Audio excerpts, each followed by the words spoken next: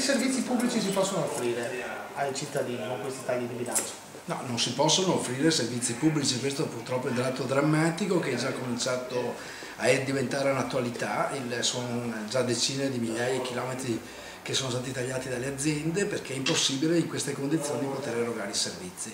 E la cosa scandalosa è che la Regione non si è resa conto di come questo peggiori non soltanto la qualità dell'organizzazione della nostra Regione, metta in serie difficoltà i bilanci delle singole famiglie perché anche avendo aumentato, come nel caso di Padova, di 10 centesimi il biglietto non siamo nelle condizioni di poter far fronte al taglio.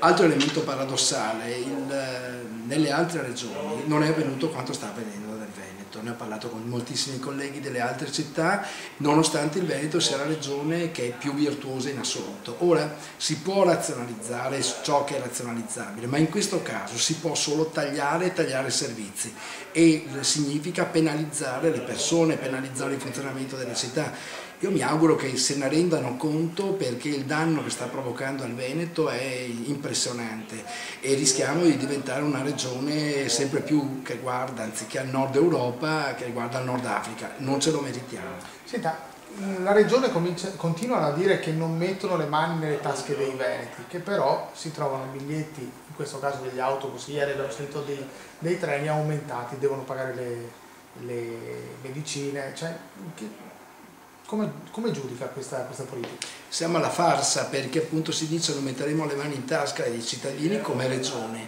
e obbligano tutti gli enti locali, le aziende che esercitano il trasporto, pensiamo appunto anche alla stessa Trenitalia che fra l'altro eroga servizi di pessima qualità, si obbligano ad aumentare le tariffe che fra l'altro non sono sufficienti, per cui un cane che si morde la coda e sarà una spirale senza fine. Ora non c'è ombra di dubbio che le accise sui carburanti che paghiamo quotidianamente quando andiamo a fare il pieno sono destinate al trasporto pubblico, è un modo per finanziare il trasporto pubblico nel nostro paese.